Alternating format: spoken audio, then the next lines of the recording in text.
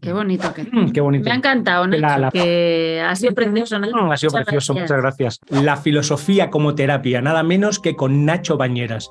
¿Cómo es posible? Luego le presentaremos, pero antes me gustaría empezar preguntándote, ¿cómo es posible que la filosofía, que parece esa actividad racional y racionalista que está preparándose el filósofo en su torre de marfil, pueda valernos no solo para conocernos a nosotros mismos, sino como tú propones en uno de tus libros, Actitud Salvaje, también para cuidarnos a nosotros mismos, para hacer una cura sui, podríamos decir una cura propia o una cura del alma? ¿Cómo nos cura la filosofía?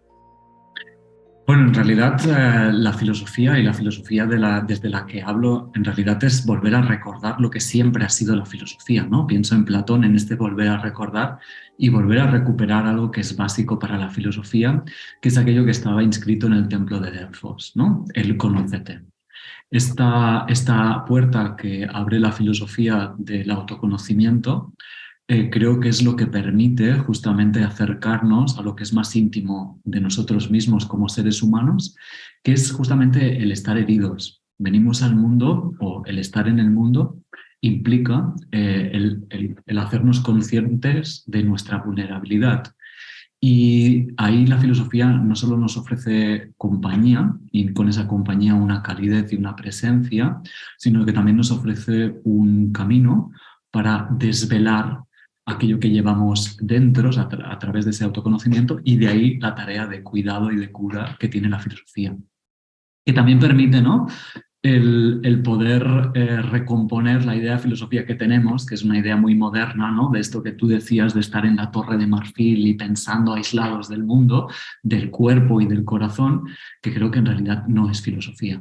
Bueno, Nacho es filósofo, terapeuta, fundador de Cura Sui, Cura Mundi, hace acompañamiento filosófico y autor, entre otras obras, de esta que tenemos aquí, Actitud Salvaje, Caminos hacia la actitud estoica, Umbrales de evasión, acompañamiento filosófico, etc. Una pregunta, Nacho, ¿cómo se te ocurrió, cómo se te inspira crear este Cura Sui, Cura Mundi, ¿no? ¿Cómo surge esto en tu propia experiencia?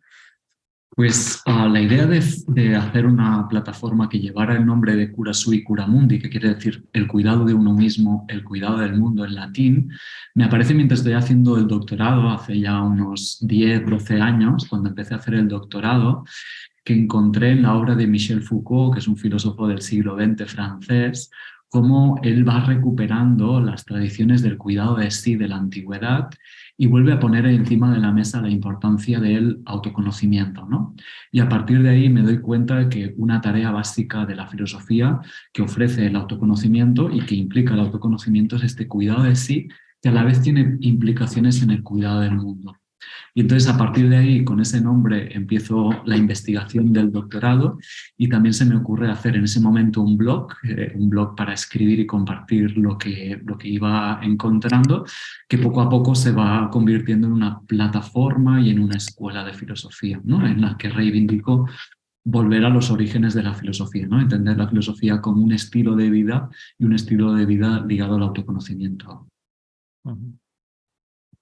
Para mí nunca habría tenido que hacerse como esa separación de la filosofía o del saber original en diferentes subespecialidades que se van desgajando, y entre ellas la psicología, ¿no? Como repetimos muchas veces en este canal, una psicología que no se apoya en una antropología, en un saber sobre lo humano, que a su vez no se apoye en una cosmovisión o en una ontología o en una filosofía de fondo, carece de sentido y muchas veces puede ser más un problema que una solución. Y al hilo de esto puedo contar una anécdota personal. ¿Me dejas? Sí.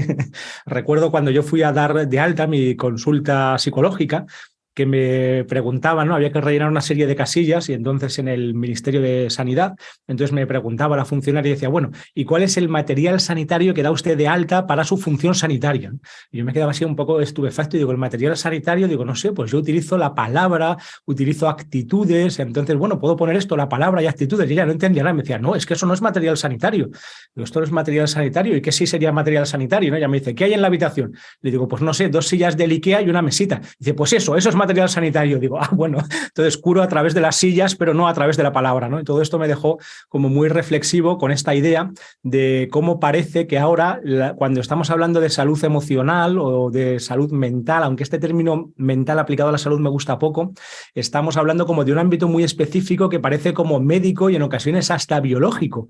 ¿Qué opinión? No sé si este es tu tema o si te estoy intentando meter en mi propia obsesión. ¿Qué opinión tienes sobre este asunto, Nacho? Bueno, en realidad comparto, ¿no?, que también desde la modernidad vamos segmentando la realidad, intentando especializarnos en saber mucho de muy poco y perdemos el bosque, ¿no? Perdemos el bosque y todas las interacciones que implica tener en cuenta el bosque, ¿no? Entonces nos falta esa mirada genérica y a la vez en esa especialización también hemos ido haciéndonos partícipes de la metodología científica, que es una forma de acercarnos a la realidad, y en este caso al ser humano, a través de un lenguaje que es un lenguaje muy frío, que nos desliga de lo que realmente es terapéutico en este caso, cuando lo hablamos del marco psicológico, que es la calidez de la presencia, la calidez de la palabra, la vulnerabilidad, la relación, ¿no?, que son cosas que con la metodología científica no se tienen en cuenta porque se busca una objetividad imposible. Creo que es importante volver a recuperar. Te escuchaba hablando de Michel Foucault y me acuerdo yo de cómo disfruté en la universidad las palabras y las cosas. O sea, fue qué reflexión hacía sobre la relación con lo real que tenía el Quijote. O sea, era una cosa como fascinante, lo disfruté muchísimo. Y mira, de la locura, es increíble. Sí, yo también lo disfruté mucho. Es brillantísimo. Y hay un dicho, un hadith del profeta Muhammad, que muchas veces utilizamos nosotros en nuestras charlas, que es muy similar también pues al dicho del templo de Delfos que utilizas en tus obras, ¿no? Dice algo así como: conócete a ti mismo y conocerás a tu Señor. Y en el fondo esto une también el cura sui con el cura mundi, ¿no? Es como si el conocimiento interno fuera el conocimiento externo y como es la curación de lo interno fuera la curación o la transformación del mundo también. Y dices en tu obra, dices, filosofar es aprender a amar. Qué bonito, ¿no, Nacho? Sí, en realidad vuelve a ser la máxima délfica o la máxima del profeta, ¿no?, que creo que comparten un mismo sentido y buscan un mismo horizonte, ¿no? A medida que profundizo en mí mismo, lo que me encuentro es algo que tiene correspondencia con el exterior, ¿no? Y en ese corresponder, en realidad lo que aprendo mientras me adentro es aprender a amar. Tengo la sensación de que aprender a amar es en realidad estar en el mundo lo más abierto posible, lo más pleno posible. Y muchas veces las creencias que tenemos del mundo, la cosmovisión que tenemos del mundo, no deja de ser unas gafas que imprimen un color, pero que no nos dejan ver la multiplicidad de colores que tiene el mundo, ¿no? Entonces, amar es ampliar ese horizonte que tiene que ver con desprenderme de lo que creo saber, ¿no?, de mí mismo y del mundo. Qué interesante sobre esa cosmovisión y cómo en ocasiones la cosmovisión nos puede ayudar tanto a abrir el corazón como lo contrario a cerrarlo por volver con unas de mis obsesiones. No me resisto a contar también lo que me ocurría en la facultad cuando desde la psicología cognitiva se hablaba de la metáfora del ordenador y nos lo querían hacer pasar, con perdón de Dios, como ciencia puntera y como un saber filosóficamente muy refinado, que funcionamos de la misma manera que funciona un ordenador. Y yo hacía esa misma reflexión con los profesores. Les decía, tened cuidado con lo que crees que eres porque acabará funcionando de esa manera. Si crees que eres un ordenador, pues acabarás funcionando como un ordenador.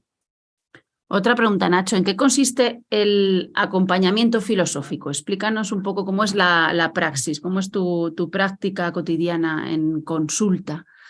Claro, el acompañamiento filosófico lo que tiene por finalidad, ¿no?, es ir a desvelar, ir a encontrar cómo nos vamos colocando delante del mundo y cómo lo hacemos a través de la cosmovisión, que no dejan de ser un conjunto de creencias que tenemos de nosotros mismos y del mundo, que hemos ido adquiriendo a medida que vamos creciendo, ¿no? Adquirimos en nuestra infancia, por la familia, por la cultura en la que estamos, adquirimos esa cosmovisión y es una cosmovisión que no escogemos, ¿no? Yo nazco en una familia que no escojo, en una cultura, en un tiempo histórico que no escojo y que muchas veces damos por natural, ¿no? Creo que mi forma de pensar es la forma natural de estar en el mundo. Entonces, la filosofía siempre a través de ese conócete lo que nos invita es a poder reconocer desde dónde miro el mundo y a poder cuestionar desde dónde miro el mundo. Ese cuestionamiento tiene por finalidad poder tener una vida más propia, en la medida en que si vivo a través de una cosmovisión que es ajena, en realidad estoy viviendo una vida que no he escogido, que es ajena, que es la que doy por natural, pero que no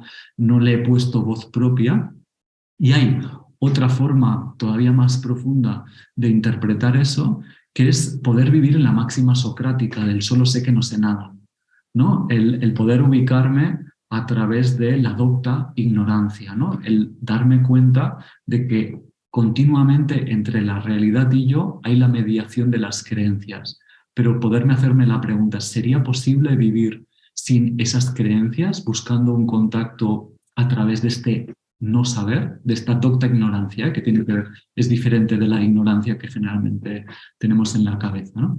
Y a partir de ahí, entonces, la tarea del acompañamiento busca ser justamente, ¿no?, el estar junto a una persona para, a través de las problemáticas que puede ir teniendo, poder aprovechar aquello que le pasa para hacer un trabajo de indagación, ¿no?, para ir a ver cómo se coloca respecto a eso, que permita tomar conciencia de lo que desde el lugar en el que se coloca y responsabilizarse de esas creencias, es responsabilizarse etimológicamente, dar respuesta a aquello que ve, ¿no? Y entonces ahí para mí empieza una verdadera emancipación, ¿no?, que es hacerme responsable de mi propia vida. Qué bonito, sería como el desvelamiento, ir quitando como los sucesivos velos, ¿no?, que nos van empañando esa mirada de lo real. Y recuerdo también a Carmelo Monedero, que era uno de los mejores profesores que tuve, que era psicólogo, médico y filósofo como mínimo, con los 3 doctorados, y él había ideado como una cosa que llamaba una terapia fenomenológica, muy en la línea de lo que comentas, que básicamente consistía en plantearnos qué es realmente lo que él llamaba nuestra experiencia juiciosa y qué es un prejuicio que nos hemos comido sin darnos cuenta. Entonces, si somos capaces de ir poniendo en cuestión todos estos prejuicios, nos damos cuenta, como tú bien dices en tus libros, que la gran mayoría de lo que queremos saber en realidad es la palabra del otro, como decía Monedero, o es una palabra ajena que hemos tomado como propia y que en consecuencia adopta una especie, es como un polizón que tiene como una vida descontrolada, a lo que no tenemos que poner el foco para encontrar esos polizones o esos prejuicios e irlos desactivando.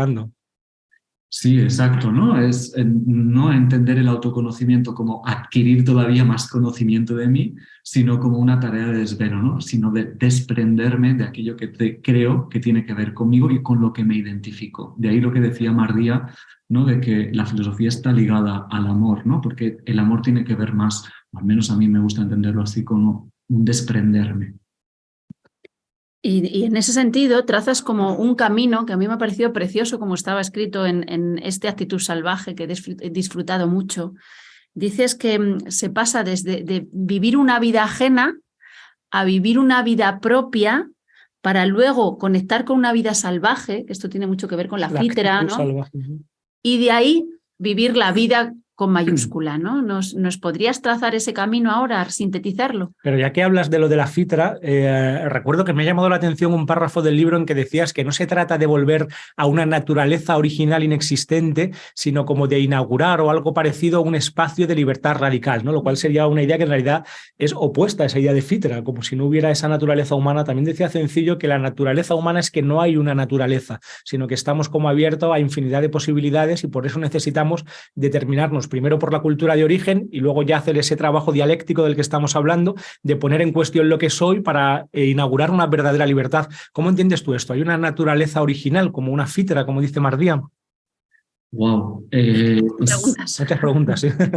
Vale, esta pregunta, la verdad es que no sé si tengo una respuesta, no sé si puedo saber una respuesta respecto a eso. Tengo un dilema en el hecho de saber si el ser humano como esencia tiene algo en particular que escuchar, que ahí están los estoicos para responder, y a la vez, junto con eso, la duda o la posibilidad de entender la esencia humana como una apertura, y una apertura que no tiene por qué una respuesta concreta, pero sí ofrece esa apertura y a cada cual la manera de responderla, ¿no?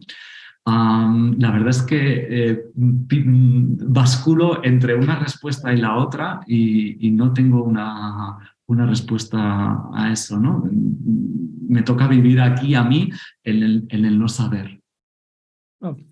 Probablemente, en mi opinión, sea una cuestión casi de lenguaje, de que estamos tocando ya, al menos antropológicamente hablando, una cuestión tan límite que escapa un poco al lenguaje. Sencillo lo arreglaba tal vez haciendo un poquito de trampas con la categoría de desfondamiento, ¿no? Que decía que el ser humano estaba desfondado, que no venía cerrado, por eso necesitaba como una serie de valores, tanto de valores últimos, filosóficos, cosmovisionales, culturales, sociales, familiares y hasta instintivos, para acabar de configurarse, de fondarse, ¿no? Y de cerrarse, pero que a la vez eso era siempre imposible de realizar, ¿no? De tal manera que estábamos en esa continua actitud de enfrentarnos con ese vacío o con ese misterio, por utilizar una palabra que me gusta, que nunca acaba de cerrarse del todo, ¿no? No podemos echar filosóficamente hablando el cerrojazo categorial y saberlo ya todo, ¿no? Eso sería terrible, ¿no? Eso sería para mí la manera, creo que más atinada de vivirlo, la que me gusta también a mí, la forma de vivirlo, que recojo a María Zambrano o a Martin Heidegger, ¿no? El cómo respetar algo que no sabemos, que queda por encima de nosotros, que es el misterio, ¿no? Cómo no poner una etiqueta a ese misterio, cómo ver las limitaciones que tiene el lenguaje en cuanto nos acercamos a ese misterio y poder encontrar la vía indirecta del arte muchas veces, ¿no? De la poesía, la pintura o de la experiencia propia para acercarnos a ese misterio, ¿no? Ahí me quedaría. Hablas de la conciencia como una correspondencia, o como una correspondencia como entre el conócete a ti mismo y conoce el universo, a los dioses, etcétera, ¿no? ¿Cómo la defines? Es que esto me ha parecido muy hermoso también. Vale, pues para responder recupero la pregunta que me hacías antes, María, de la vida ajena, vida propia, ¿no? Y porque tiene que ver con el recorrido, ¿no? En la vida ajena me encuentro con un conjunto de creencias que yo no he escogido que muchas veces coordinan mi vida, ¿no? Y a través de... coordinan mi vida y yo reacciono a ellas, ¿no? Es como y en este sentido vida ajena porque hay una reacción. A medida que voy aprendiendo a tomar conciencia de cuáles son esas creencias y a poder ganar distancia respecto a esas creencias, y voy por tanto haciendo esa tarea de desvelar, de desprendimiento, me voy dando cuenta, a mí me gusta utilizar la metáfora del cuenco, ¿no? No dejo de ser un cuenco que alberga creencias, pero a medida que voy limpiando esas creencias, lo que va quedando es un cuenco que no es otra cosa que la conciencia, ¿no? Entonces, la pregunta sería cómo vivir a través de ese cuenco. De ahí que la pregunta del templo, o la frase del templo de Delfos, para mí en realidad marca este horizonte, ¿no? A medida que me voy conociendo, y ese conocimiento implica no identificarme con el contenido del cuenco, sino saberme más bien el cuenco, me puedo dar cuenta que en realidad la existencia del universo es esa conciencia, ¿no? Entonces, una vida en correspondencia es una vida cercana a una vida consciente. Sí, espero poderme explicar porque a veces... pero bueno... Sí, y desde esa metáfora del cuenco unificamos, es muy sufí, ¿no? Oriente y Occidente, las teorías de que por un lado existimos con una cierta individualidad y a la vez somos como el espacio, que es el espacio único donde todo está ocurriendo, y quedan como ambas integrados, ¿no? Es alucinante que todavía estemos enriqueciéndonos de manera fértil con este tipo de metáforas y con el conócete a ti mismo, ¿no? Como es una frase que podría ser... Es lo primero que les pongo a mis alumnos a principio de curso, claro. Se lo pongo en la pizarra, conócete a ti mismo. Y muchos me dicen, pero si yo ya me conozco, profe. Sí. Y otros me dicen, pero profe, ¿qué tiene que ver esto? ¿Qué tiene que ver esto con aprender lengua? Y de ahí empezamos a tirar del hilo, ¿no? Claro, con ese... pero ya te da un hilo, nunca se agota. ¿Sí? Es un hilo del que tirar o de ir, y puedes ir escarbando con el nosteteísmo y nunca se agota, ¿no? Es increíble. Sí. Sí, y que muchas veces diferenciamos entre Occidente y Oriente, pero no sé si la diferencia, ¿no? Tendríamos que diferenciar entre modernidad y el mundo antes, o quizás, ¿no? Pero Occidente y Oriente a veces no en este sentido no sé si puede haber muchas diferencias. Y en ese sentido, ¿tú podrías establecer como una diferencia entre el camino filosófico y el camino espiritual? Porque yo te escucho, te leo y me da la sensación de que solo cambian un poco las palabras o el lugar desde el que supuestamente se dicen, pero en el fondo están muy unidos, ¿no? A mí Heidegger entiende que trascender es salir de mí mismo, ¿no? Salir de mí mismo. Claro, salgo de mí mismo cuando soy capaz de descentrarme de mí mismo, ¿no? Y en eso creo que esa es una tarea propiamente espiritual o propiamente mística, ¿no? De trascenderme a mí mismo, descentrarme de mí mismo y dejar el espacio libre. Es decir, el espacio muchas veces lo ocupo, y especialmente ahora en la modernidad, pensándome continuamente. Entonces no estoy dejando espacio para la escucha. Me gusta entender que la filosofía, cuya tarea es conocer, es en realidad una metáfora de escuchar. Pero para escuchar de una forma profunda tengo que dejar el espacio libre, principalmente de mí mismo, de lo que creo de mí y del mundo. Entonces tengo que salir de mí para ofrecer ese espacio. De ahí también relacionado con el amor, ¿no? El amor vuelve a ser el ofrecer ese espacio, y para ofrecer tengo que salir. Y yo creo que esa es la tarea fundamental de la filosofía, ¿no? Y ahí la invitación a sensibilizarnos respecto a este descentramiento. Es increíble porque desde otros lenguajes y otras metáforas, pero estamos esencialmente de acuerdo en todo. Es verdad. Es verdad, otro hermano del corazón no siempre es lo mismo, no importa tanto cuál sea tu tradición o cuál sea como el fondo cosmovisional o la religión, ¿no? Hay como un cierto tipo humano que tiene que ver tal vez con esa capacidad de apertura y de ponerse ante el misterio, ¿no? Eso sería la mística, ¿no? Ser capaz de, como está diciendo Nacho, estar ante el misterio sin inmediatamente tapar el agujero negro con un post-it, ¿no? Con una etiqueta y decir, pues yo ya sé lo que soy, lo que es la realidad, lo que es el universo, es esto, ¿no? Un esquema de 4 cosas como si ahí cupiera todo, ¿no? Entonces, si somos capaces de abrir el corazón y estar un poco ante esa sorpresa tan filosófica, ¿no? Ante esa admiración filosófica, ese asombro, pues estamos en el misterio y estamos en la mística de alguna manera, y se da como esa hermandad. Sí, así es. Así es. Pues mira, un broche de oro. Sí. Vamos a acabar. No, yo quiero preguntarle 2 cosas antes de acabar. Bueno, pues si tú no tienes preguntas, tomo yo la palabra de nuevo. Hay 2 preguntas que casi siempre hacemos a nuestros invitados. Una sería, ¿de qué manera a ti mismo esta búsqueda filosófica, o no sé cómo llamarlo en tu vida, ¿no? Esta apertura filosófica como práctica personal te ha ido transformando, aunque sea una pincelada sobre tu propia trayectoria, bojándote un poco, ¿no? En de qué manera te ha tocado a ti tu corazón? Y 2, un consejo lo más específico y concreto que puedas para el que te esté escuchando y quiera practicar esta actitud salvaje, de qué manera lo puede hacer. Y no hemos hablado de los libros de Siglantana. Es verdad, que Carles nos ha enviado con mucho cariño. Con mucho cariño. Bueno, sí, hay 2 en Siglantana, pero no los hemos mencionado. Los hemos mencionado, pero hay que decir que son de Siglantana. Sí. Pero, ¿quieres contárnoslos tú? Yo he leído Caminos hacia la Estoica. Os ayudo. A ver, empiezo por el consejo, ¿vale? Para ir paso por paso.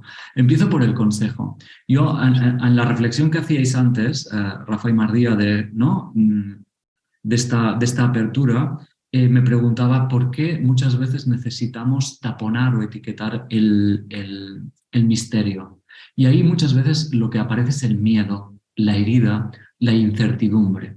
Entonces, como consejo, ¿no? Daría, encontrar la valentía que implica encontrar también la calidez para poder sostener, ¿no? La incertidumbre y el miedo. Creo que eso es una tarea también de la filosofía. La filosofía no solo tiene que estimularnos a ese trabajo de descentramiento, sino que también nos tiene que ofrecer una calidez a través de la que poder sostener nuestro miedo y nuestro no saber, nuestra incertidumbre respecto a lo que vivimos, ¿no? Entonces, un consejo sería, pues, el estimular, el invitar a hacer este trabajo de autoconocimiento y el acercarnos a lo que en realidad tememos de nosotros o nos duele, ¿no?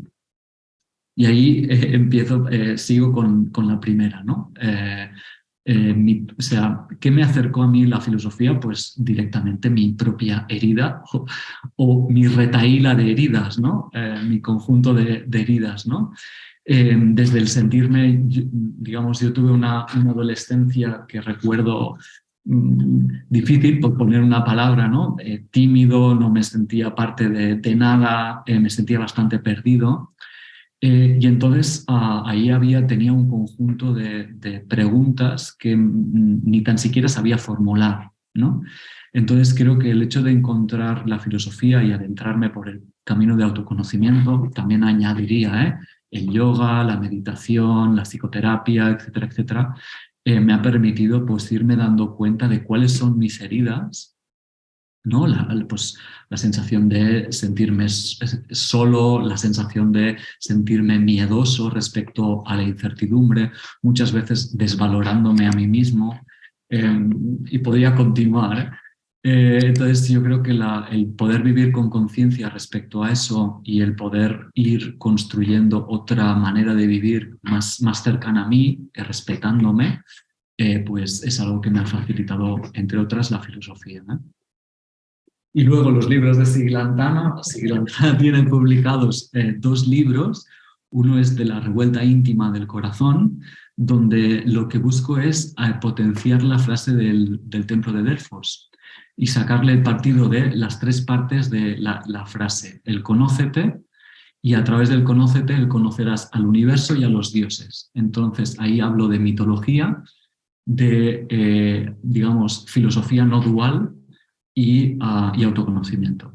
Y luego el que acaba de publicar ahora es Caminos hacia la actitud estoica, donde hablo del estoicismo como una escuela filosófica que justamente de alguna manera promueve todo lo que estoy hablando, ¿no? De todo lo que estoy hablando.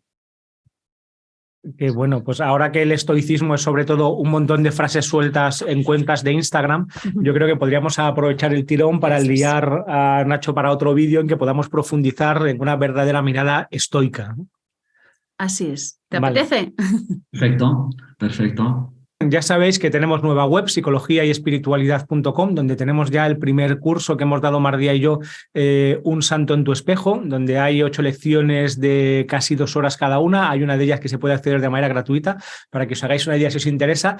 Y más importante aún, estamos empezando a preparar un nuevo curso sobre sueños, interpretación de sueños desde muchos puntos de vista, desde muchas escuelas psicológicas y filosóficas, también sueños en el arte, sueños en la literatura, sueños en los textos sagrados. Por supuesto, cómo trabajar con los propios sueños, que es algo que yo llevo haciendo más de 20 años como una narración o una metáfora que viene del alma y de lo profundo. Y ahora sí, la parte de Mardía.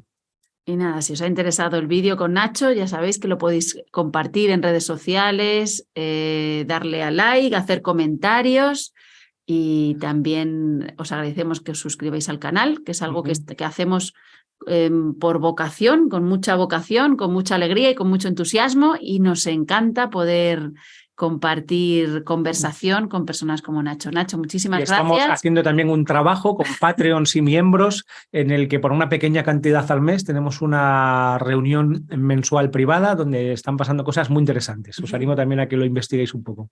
Dejaremos por aquí abajo la web o el email de Nacho para quien quiera conectar con él, que lo podáis encontrar. Eso es, Nacho, muchísimas gracias. Una alegría poder contar contigo aquí hoy. Además, lo estamos grabando el día de San José, ¿verdad? No sé cuándo se publicará, pero es curioso que estemos aquí en esto, ¿no? En esto metidos. Muchas gracias. No, gracias a vosotros, y celebro también vuestra vocación. Qué bonita. Bueno, pues gracias y bendiciones.